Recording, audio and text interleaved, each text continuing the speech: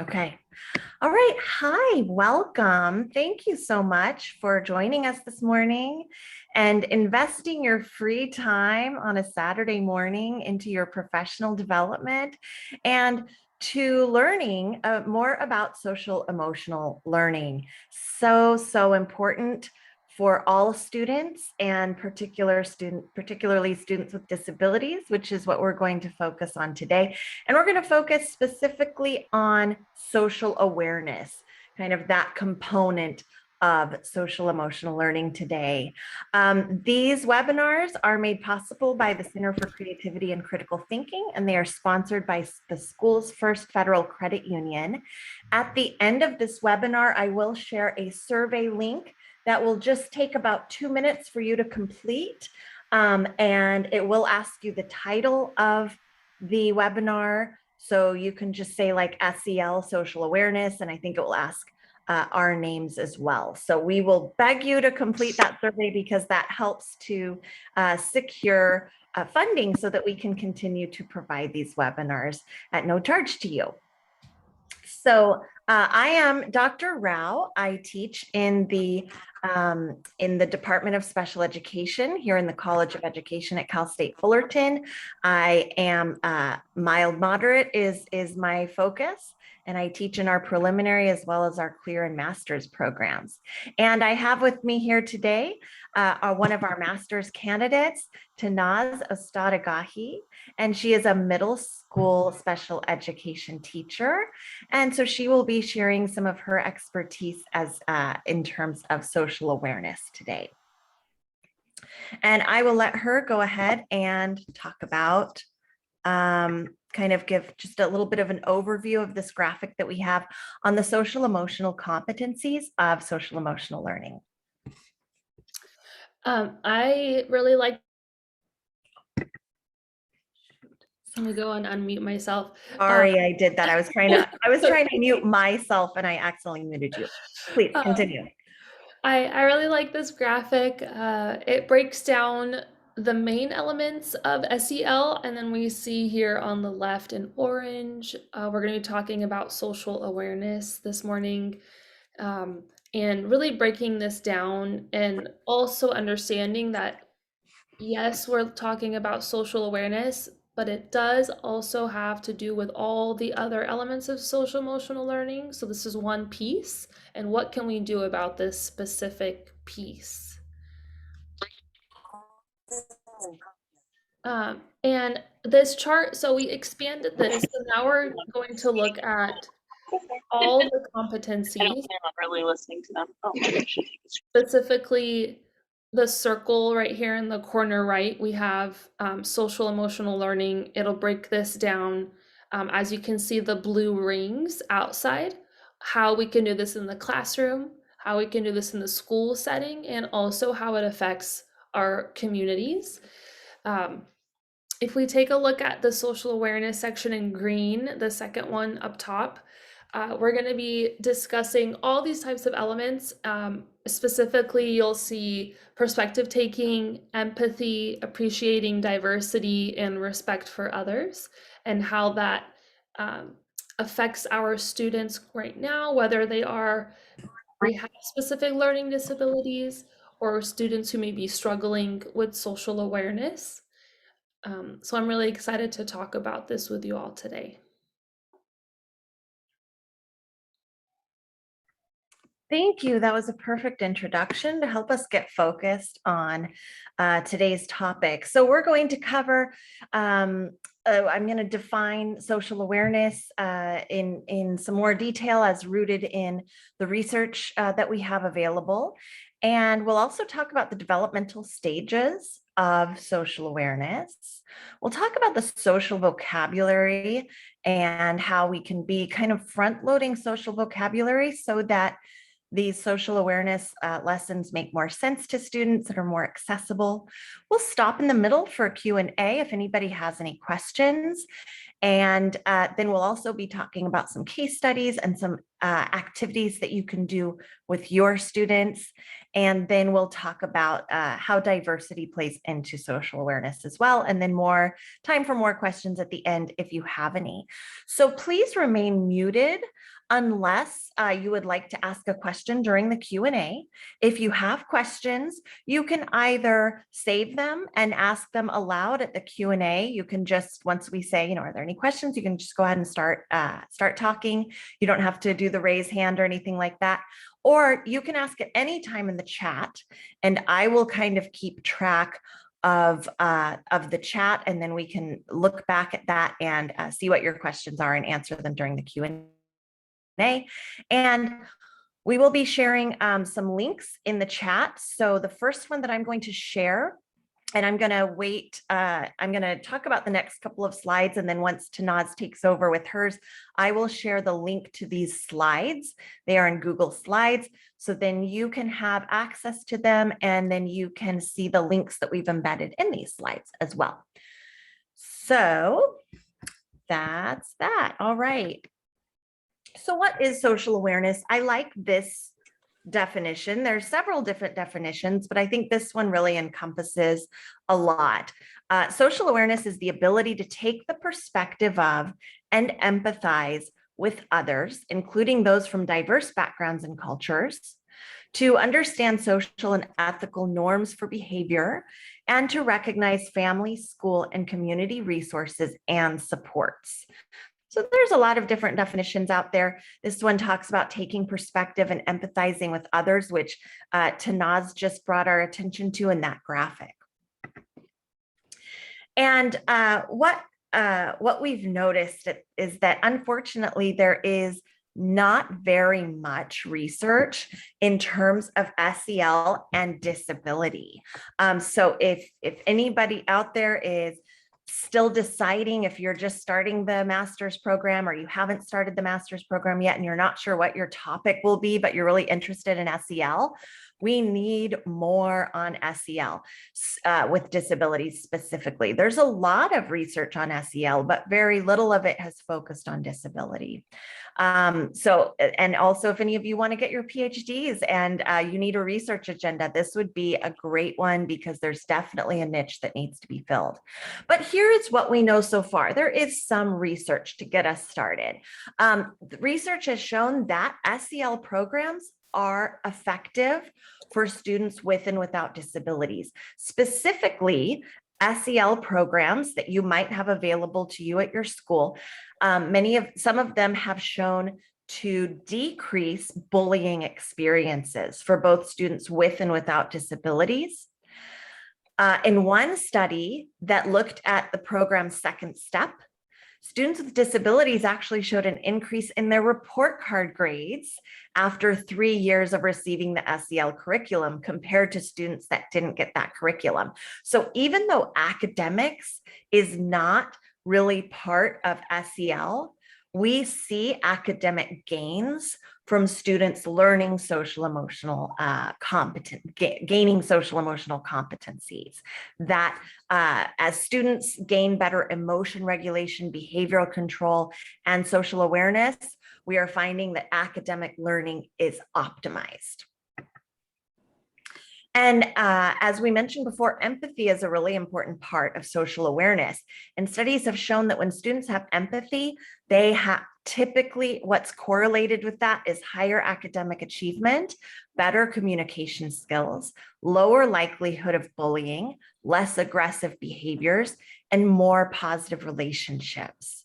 This is what we want, right? So it's definitely worthwhile to really spend time working in SEL to your daily routine. All right, and I'll turn it over to Tanaz. And while she's talking, I'm going to post the link to these slides in the chat. So be on the lookout for that.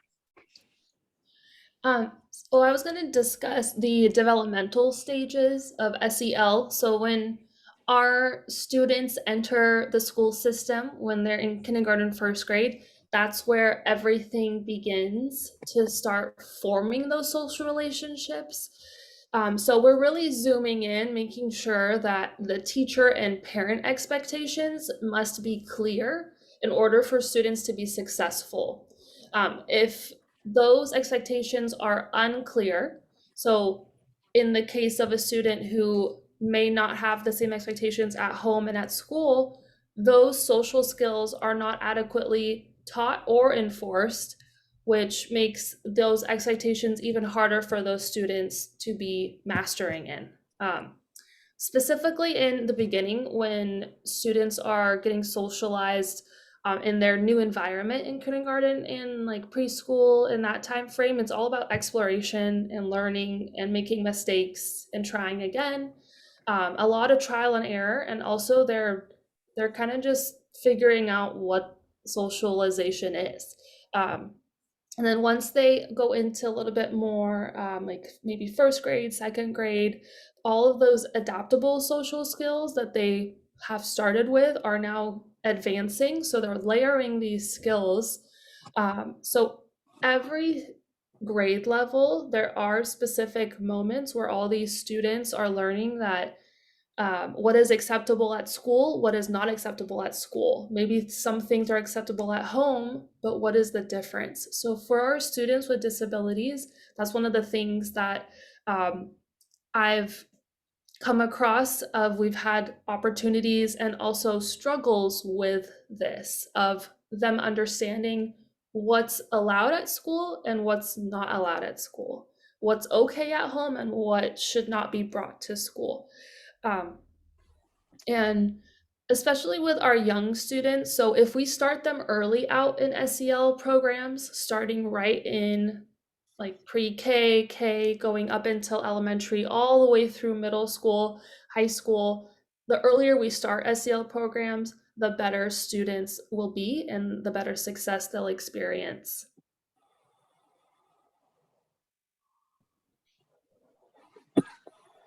Okay, I'm going to talk about social vocabulary. So that's a really important piece that you don't want to miss. We might assume that that students know some of the social vocabulary because some of it seems very common and frequently used, but they might not quite understand a lot of the nuances that are embedded in social vocabulary. So when I'm talking about social vocabulary, I'm talking about words like feelings or feeling words, but also the kinds of words that are going to pop up in a social emotional curriculum or in some of the lessons and activities that you might be doing with your students. So that might include teaching words like empathy, teaching words like sometimes even perspective or things like that as you get into the higher grades. So you want to really comb through any lesson or activity that you're going to teach, whether it's part of a full curriculum that you were provided or whether you're piecing together things that ideas that you're finding from your colleagues and from the internet. You want to look at those activities and think, okay, what vocabulary do I maybe need to teach before we start this lesson or activity? Front load the social vocabulary. And then and then you'll have better success with the students being able to really access that content. So you can teach social vocabulary, and I recommend that you do all of this, right? Often students in special education need very intensive and vocabulary instruction with a lot of repetition. So it's not really enough to just teach the word and use it maybe 2 or 3 times. Kids with disabilities often need to see or hear a new word used and practice using it 7 to 11 times. So you can teach social vocabulary through direct teaching of words and definitions, just like you would any other vocabulary with any of your other vocabulary instruction, like for science or social studies, or if you're going to be teaching a book and you've pulled out some words that you're going to teach them vocabulary, you can do that with social vocabulary. You can also teach it incidentally, meaning through everyday experiences. So I would recommend doing this. Like if you come in the morning and you had a rough morning, talk to your students about that. Oh my gosh, I was sitting in traffic. I was so scared that I was going to be late. I was getting frustrated and even angry at the other drivers. So by labeling your everyday experiences and sharing that with the students, you're not just talking about yourself, you're actually modeling how to label your feelings, which will help them label theirs. And you want to do not just, don't keep it simple like that I was happy or sad or mad. You want to get into some of the more nuanced feelings because that's where many students struggle. Many students, even with moderate to severe disabilities, can label happy, sad, and mad. That's not too difficult. It's the more, disappointed or anxious, those more nuanced feelings that can be a challenge. And then when students are talking about their experiences, you can help them label their feelings. Oh, you were mad? Gosh, would you say you were irritated? Or would you say you were just fuming and you were almost livid, which means extra mad? And get them to kind of start understanding the range of emotions. You could do that like through scheduled times where you might share everyday experiences, like in a morning meeting or something like that, but also just through the context of conversation. Just if you're talking to students one-on-one, you can try to remember to do that. If you're talking to your aide and you know that some students are maybe eavesdropping, you might take that as an opportunity and make that a little bit of a teaching moment and label some of your feelings in that as well. And then, of course, you can do it through special activities and SEL lessons, games, things like that. Posters with faces and feelings, labels of feelings with faces. I see these in schools all over now, and these are excellent tools. These are very good. A word of advice, though, they have found that young children in preschool and we can assume students with speech and language delays or students in special education, it's probably beyond preschool. They tend to learn illustrated pictures of faces with the corresponding labels better first before photographs. So start with illustrated pictures. You can find them online. There are actually several stock photos that are available. You can just download those for free and print them out. But then there's some really good ones on Teachers Pay Teachers that don't cost very much, maybe just $5 or less. Really beautiful, big, colorful cards of illustrated faces that you can print out.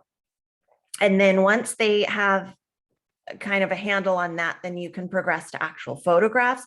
You can take photographs of your students, making, okay, show me how you look when you get scared and that sort of a thing, and then make those into some feelings posters. And books about feelings should definitely be available in your class library as well. So here are a couple of links that I wanted to share with really good ideas that you can use within your class. Super simple. They don't take a lot of prep work. This first link also links to a couple of Teacher Pay Teachers that look really good for some of those feelings cards that I was telling you about. There was one for like $4 and they look really nice. But like I said, there's also free stock photos that you can find. And then this is an article that had a lot of really good class activities on it. I'm going to talk about just a couple of them in the next slide. So one way that you can practice social vocabulary would be to go on a feelings hunt. So you would place small pictures or photos of faces showing different emotions around the classroom. And then students would walk around looking for the faces. You could put them on the wall, you could put some on desks, put some under desks, kind of hide them a little bit and make it kind of fun. You can even give them a magnifying glass to make it fun. So they walk around looking for the faces. When they find one, then they label it and tell a time that they felt that way so that they're making that personal connection. But if I were doing this, I would give them the option to tell a time that they felt that way, because sometimes that's a little bit personal and that should be up to them what they want to share about their feelings in their lives. So I wouldn't force that part of it. Try to get them to label it and at least prompt them to think about a time that they felt that way. And you could share a time that you felt that way. And then if they would like to share out loud with you or with their peers, then they can do that. But that is kind of personal. So I don't like to force that.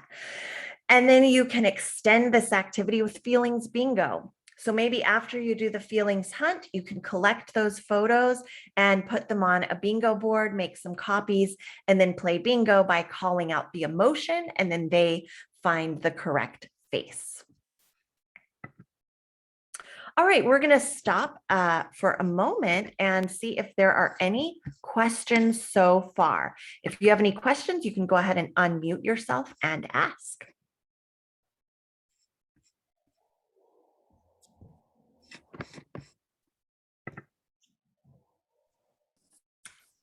All right. I have a question. Yes, go right ahead. I'm curious if I was to use social emotional learning for a master's topic, how would I go about that? Like maybe in the future when I had my own class, could I do some sort of like study or investigation of how implementing social emotional learning activities like affects their behavior? Or Yeah, there's a lot of great ways that you could go with that. The first thing that I will say is that you will have a hard time finding a lot of literature on SEL and special education, students with disabilities, but keep trying. There are some out there, and we've linked and written the sources within this slide, so you're welcome to use any of those. But you might need to use a lot of non-special ed specific literature as well, just to get that literature review kind of all encompassing. And then absolutely, you could use a social emotional curriculum. You can talk about what kind of accommodations, adaptations you make to it so that it's accessible to your students. And then you could measure their behavior. You could you could take one component of SEL and see if you can measure growth that way, either through data collection or maybe even surveys. And you could also look at their socializing if you wanted to take a social perspective, if you wanted to do emotion regulation. I would think about a way to measure that. And then you could do sort of a before and after. And that would be a great study to do. thank you. I really appreciate your No insight. problem. Any other questions? Do we have a couple in the chat? I saw Katie and Dorothy mention something in the chat. Okay. Do you want to go ahead? That she liked the developmental stages. So as a preschool sped teacher, she says that there's such positive outcomes when they're teaching their students about feelings and how to acknowledge feelings. And I told her I definitely agree. That's huge. It's one of the most interesting parts. I think that learning more about those stages helps us as educators be able to guide our students. Definitely. Can I also add Go something? ahead. It's Dorothy, by the way.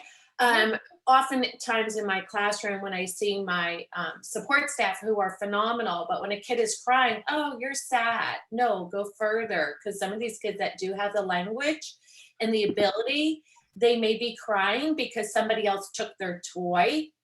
And then you can expand on that. So they are really getting, even though it's the exposure, that's such great exposure to expand on it rather than just saying, oh, he's mad or he's crying, he's sad. Well, there's a reason why. Let's expand on it. Let them acknowledge their feelings and feel like they're being represented. Mm-hmm. I love that. Yes. And then it makes our teacher aides also be socially competent in SEL management as well. A really good point.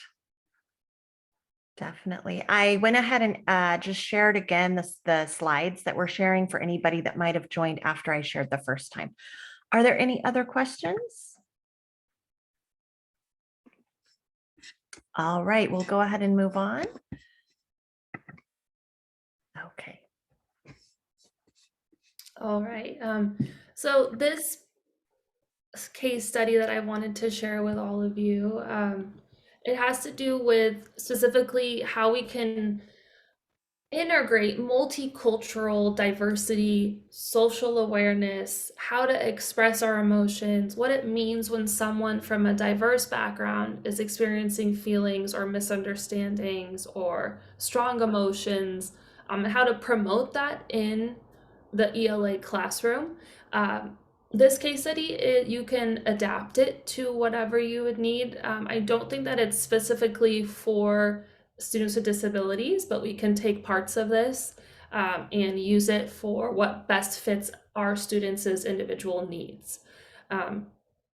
And the section where you see on the right where it talks about conclusion, it's just a quick, I would say, summary of what the case study would be about. So when you have some time, if you could just go read that, it'll give you a sneak preview of what they actually determined after the case study and what things were beneficial.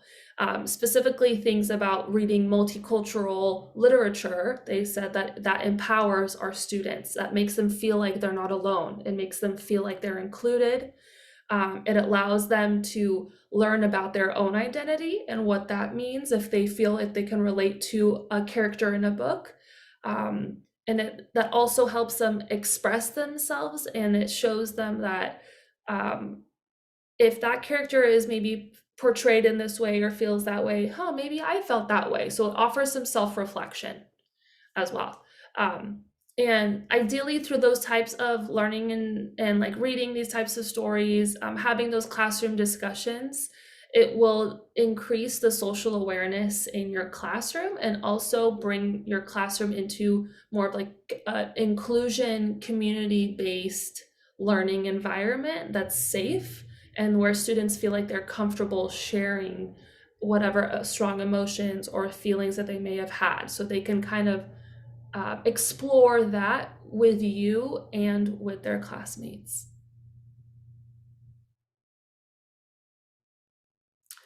Our next case study, so this is for our early childhood development, just like to get an awareness of pretty much like what I was talking about earlier about starting these programs early on, pre-K, kindergarten. This is a great case study. It explains more like the breakdown of how is social awareness represented in these early stages of student development, how this can be applied to our classrooms, and some examples of what teachers have done, what things worked, what things didn't work, what things did they notice specifically with their classes. And I think it's just a great read to get some kind of perspective, maybe that's different from yours, or pieces that you think you would really like, that you would want to try in your classroom. This next case study, I really like this one. I feel like it applies to all grade levels. This one also applies to students with disabilities, and it teaches our students that once we introduce SEL into the school community, our school culture is acknowledging that SEL is important. That means that all of the ELA classrooms, all of the math classrooms, social studies, etc., everyone has experienced some type of SEL learning or development. And that applies to students with disabilities, students without disabilities, and what it means to be a bystander when you are in a bullying experience, whether that's in person at school or it's online in a digital, being a digital bystander, and teaching students that we're all in this together. If you do witness something in person or online, you need to do something about it because someone is getting hurt.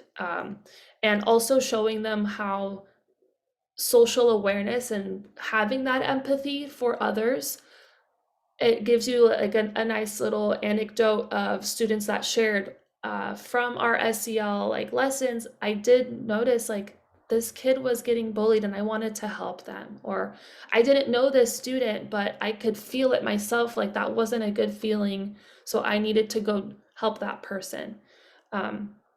So I encourage you to read this one. I feel like once our students are building their empathy and they are understanding why they're feeling empathy, they can even better help students, on the playground. They can help students maybe in their community, in their friend group. They can have those social vocabulary skills to be able to talk to a friend about something that happened. Maybe if that friend doesn't have that competency, maybe their other friends can guide them. So I really like this one a lot. Some classroom activities that if you're interested in trying out, we have some SEL prompts. So these are just slides that you could share if you wanted to do something like a warm-up activity when students enter in. You could keep this as like short and sweet. It could be like a daily warm-up. You could use this as a speaking, listening, and writing activity. It's really, really adaptable. One of my counselors shared the slides with me through someone on Twitter. And I think it's one of like the coolest ways they've designed it too. It's really interactive, it's fun. There's a lot of like catchy phrases. There's just like quick little pieces that you can look at. There's like a few slides that have to do with a specific theme. So there's a ton of options on this slide.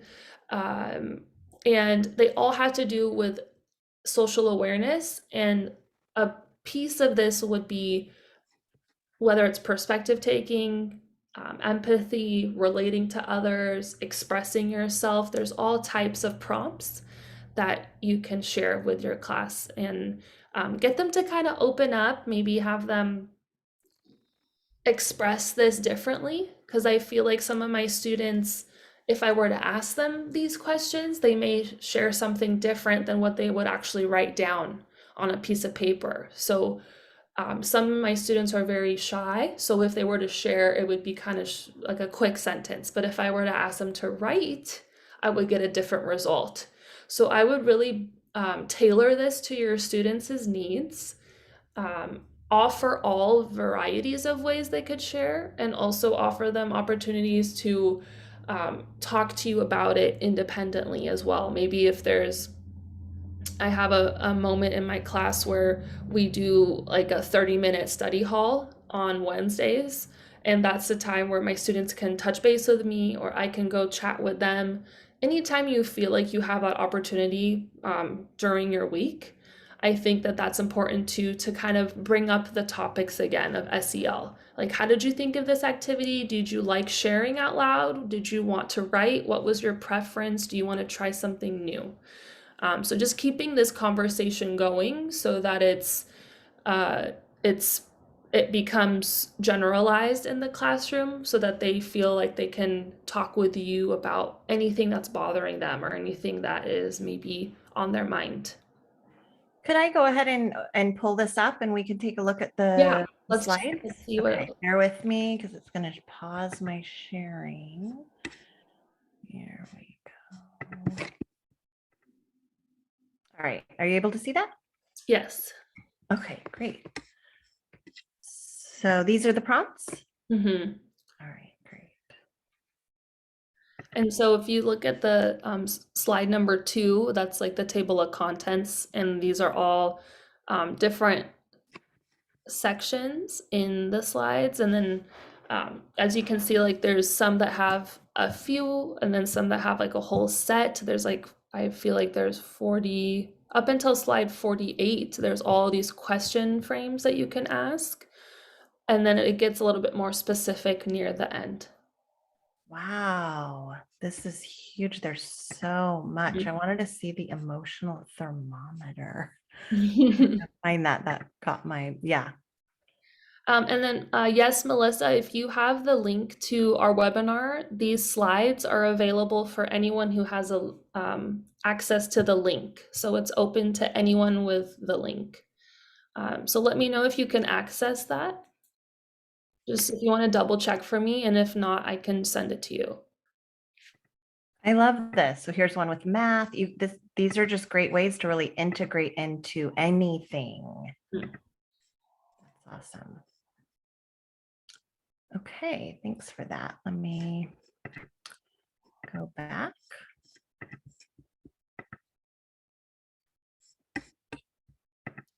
Yeah, Katie, definitely. They can be used as exit tickets too. Okay, sorry, I'm trying to get back. This is the only reason I was hesitant to do this, because I get stuck.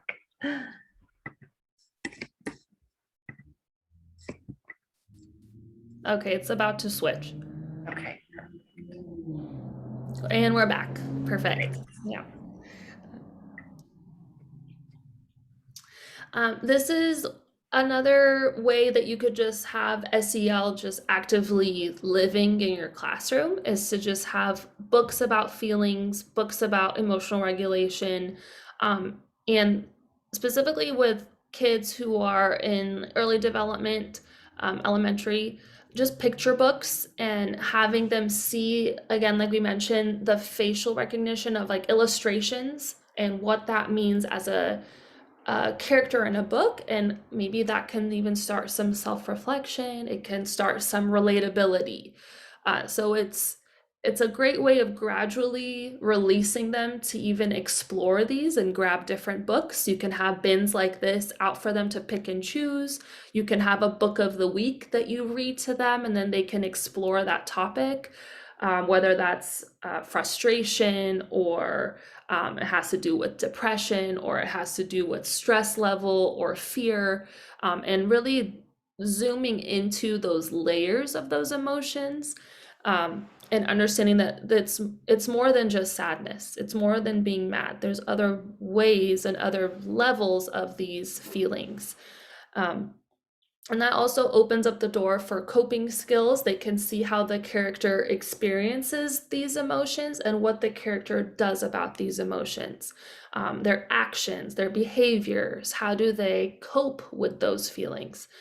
And yeah, I love this. I love that we have time for reading. So even offering a 10-minute time to just read or explore something different, maybe can spark something for your student or start a conversation. and there was a question in the chat. Is there a good list of books to have if we are starting our SEL library?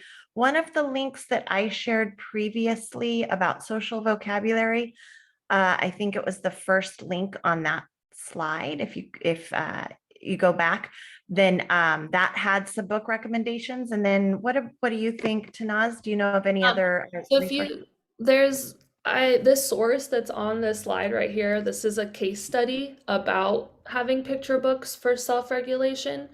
And I'm pretty sure that they have a list of books through this source. So Katie, I would check this one out for sure, save it. And it has to do with exceptional learners. And it'll also kind of guide you through what are some question starters, what are some ways of introducing this to your students, and get them to even ask you about reading time. Hey, when can we do that again? That was really cool when we read that picture book. So having them being excited about these things just makes your teaching day even easier. And you're like, yeah, let's do it when you get back, or let's do it in maybe 20 minutes, or I'll do it for tomorrow's warm up. I love that idea. So having them also sharing and then giving them that feedback of, I love that idea. Let's totally read again. Maybe you could help us pick out the book, or we can vote and we'll all pick the book for next time. Yeah. I love that. So you can see this source and go to the Cal State Fullerton Library website and enter maybe the author's last name and the year, and then this should pop up, and then you can see that list that Tanaz mentioned. All right, and then here's actually a few more books. So I wanted to just talk a little bit, Tanaz talked about this as well, and how social awareness and diversity really intersect, and it's just so important to bring that as an integral part of your SEL curriculum. It should be an essential component of social awareness. So during Read Aloud, one way to do that is during Read Aloud times. Try to pick books about people of different cultures, race, ethnicities, religions, other backgrounds. And then after reading, discuss how differences make the world a better place. In the slide that Tanaz had shared, that conclusion part of it was talking about how, you know, it's really important to move from a place of like tolerance and tolerating differences to really embracing diversity and seeing it as an asset that makes us stronger. And then ask students what they learned about the story. So here are a few popular children's books that should be fairly easy to find about diversity and tying it into social awareness that can kind of get you started. And then here is, oh, this didn't link, but I guess you can just copy and paste it for where I found this information, and you can learn a little bit more there. I just saw Kristen added something in the chat. Thank you so much. That's pretty cool. She said that there's an online learning platform